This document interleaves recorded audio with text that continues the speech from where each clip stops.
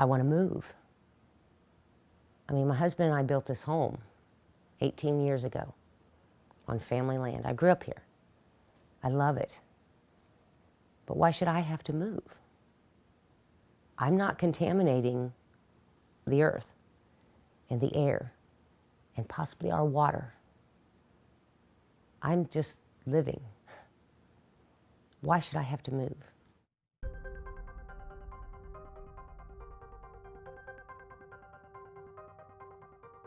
I began activism in 2015. I was a stay-at-home mom.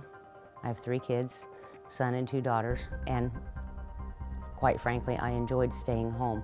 Didn't realize it at the time, but my life's changed tremendously since learning about the frack waste and the injection wells and what our community is facing. 2015, that was the summer that my mother and father-in-law, and they live 1,800 feet from the site, the K&H and Torch. And they started noticing the loud noises and the smells.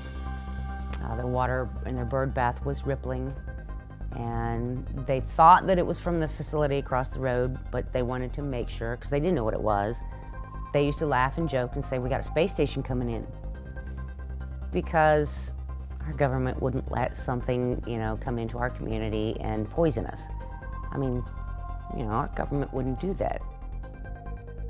This is the United States of America.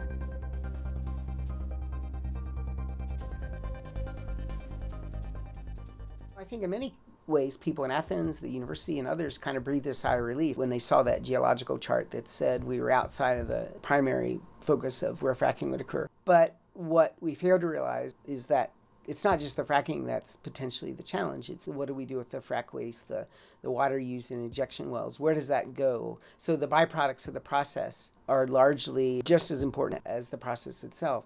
So in this sense, Athens is essentially becoming the dumping site. It's essentially importing waste from other places that is going to harm our water table, is going to impact people's quality of life, their health, for this generation, but who knows for how many generations to come.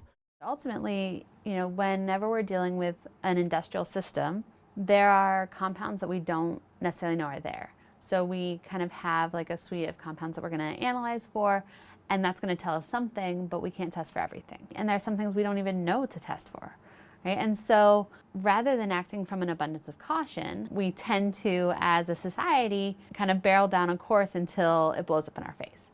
When we inject waste into the deep underground, yes, right now it is pretty far apart from our shallow groundwater resources to the strata that is being injected into.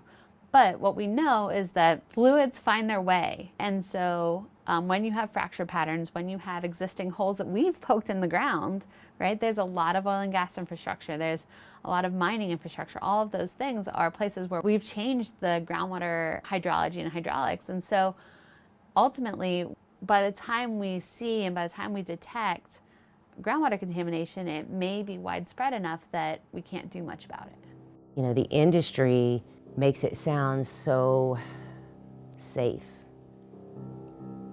All of that is such a lie. It is such a lie. Industry is good at what they do. And the thing is you can go on ONEDR's website and you can ask for public records and you can pull up the information where they've taken brine samples from these facilities. And it gives you a list of the chemicals that they've tested for. But yet they still will continue to say, well, it's brine. Brine is a high salt content water. And it in itself is toxic. You can't use it for anything. You can't put it back in the ocean. So it in itself is toxic.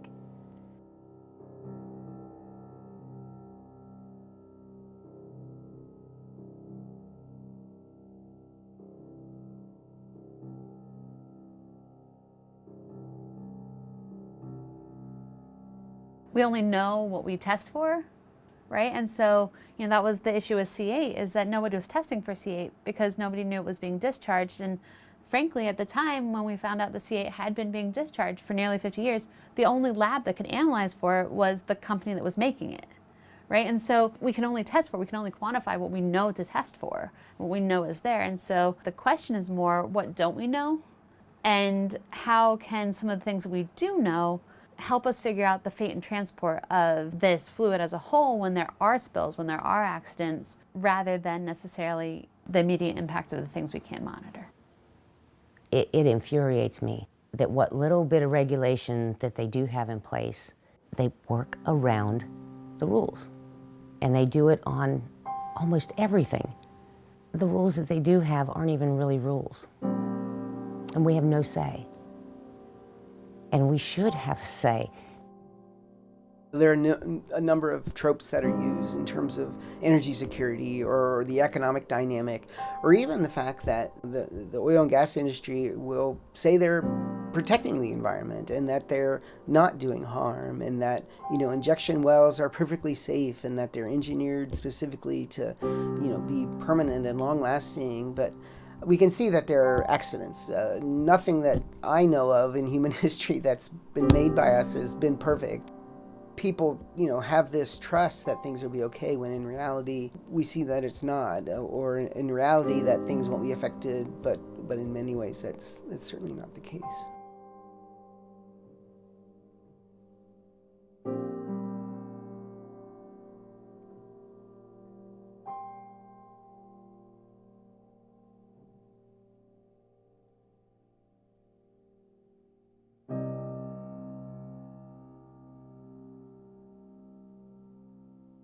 Knowledge is power. You cannot fight for or against something if you know nothing about it. Now, activism is like a full-time job, and I want to educate as many people as I can for however long I can. That's really important to me, that at least you know what's coming into your community. I may not stop the oil and gas, and I may not stop this waste from coming into my community, but I'm not going to stop saying that I don't like it, and that I think that you're poisoning my family, my children, and my community.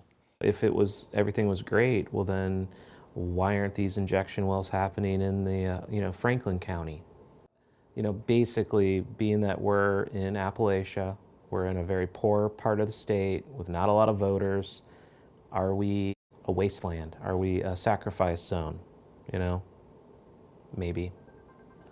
Unfortunately, the impact of the fracking potential for the county was not this big economic boom that a bunch of the rural people wanted. It's been this toilet bowl of the fracking waste, and that's all we've got. And there's no economic benefit to that at all. So from an environmental justice point of view, any touted benefit in terms of economic development or money generated is going to pale in comparison to the impacts that it's having in terms of the region and the risks we're being exposed to. Risk at any cost is not desirable, and in this case, I think we're going to see the consequences play out in many ways that people either weren't aware of or people might have thought wouldn't be as bad as they are, and in reality will actually be something quite harmful. Folks need to see what really an activist, what they're living. It's not just all about, we don't want frack waste, we don't want fracking, we, stop using fossil fuels. It's more than that. Families like myself face this every day in these situations with the injection wells and the frack waste, because this is happening all across Ohio. I mean, this is not just here. I just want to use my voice, and I want to say this is not right, and I know what you're doing is wrong, and I want everybody else to know. Sociologists talk about a path of least resistance, and you go where people are going to be least likely to protest or maybe challenge things that are environmentally harmful. And it's not just Athens County where this happens nationally and globally in terms of who are the most vulnerable or who has the least choice or who is the most desperate in many ways are often the places where these sites end up. And so it's that assumption that desperate people will put up with anything and open their arms to anything that is made that determines where a lot of these places are. Until the gas dries up and the oil and the gas wells are capped, it's going to continue, and we're going to be left cleaning up the mess, both with the injection wells but also with the fracking sites across the region. The way it's set up right now is the Ohio Department of Natural Resources, ODNR, has an oil and gas division that oversees all this stuff. And so That is a state appointed, positions, and I might be an elected official in this county, but I don't control anything. The utility companies, the gas and oil industry, they have a very strong lobby at the State House.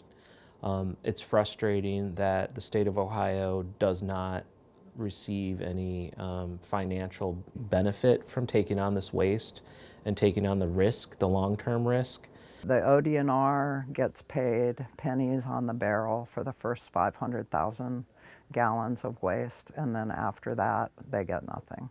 There is over, 4 million barrels of frack waste coming into our county at this point. It's just getting worse, it's not getting better. It was 2004 when our House passed the House bill that said that only the ODNR can make these decisions. And all of the surrounding states know this. It's why they truck their waste from Pennsylvania here and from West Virginia here, because we don't have the tight EPA regulations that these other states follow. It's clear that right now the laws favor the polluters. So they're permitted to come here and dump their waste here, and we're not permitted to tell them no. So the only thing left to do in our mind was to try to change those laws. People need to realize that we don't just have a problem with people polluting our territory, we have a problem with our democracy. We have the illusion of community rights, but try to go tell the guy that he can't put the injection well where he wants it, and then see how many community rights we have.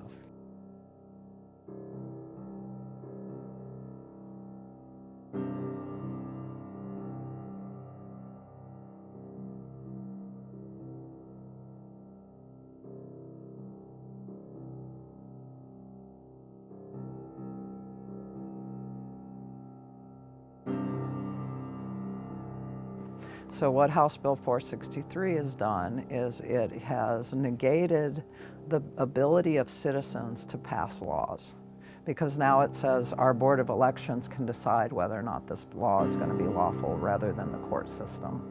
And it's unconstitutional because it violates the separation of powers. We have separation of powers for a reason, but the trucks are going to keep coming until we either physically block them from coming or we change the law to where it says they can't come. Basically, people not having the ability to determine their own destiny, so to speak, decisions made for them from beyond their communities themselves, whether it's the state or federal level or even the corporate level, in terms of companies making decisions that they, being the outsiders, think is best for the community, when in reality it's the communities, it's the local citizens who know what's best, not just in terms of their communities' wants and needs, but also their kids and the next generation, who decisions now are certainly going to affect the present, but definitely the future, and many of those impacts are not known, and we're gambling with not knowing those things. I can't move because my mom's older. She's not going to be with us forever, and I'm not going to pick her up and move her. She needs to stay where she's at, and I'm not going to leave my mom. I worry because what if this is affecting my 2 girls, and when they grow up and they choose to have children, and their children might have birth defects. If that happens to my girls when they get older, are they going to question my judgment and my decision? This is my kids, that you're okay with putting them in danger. That's not okay with me.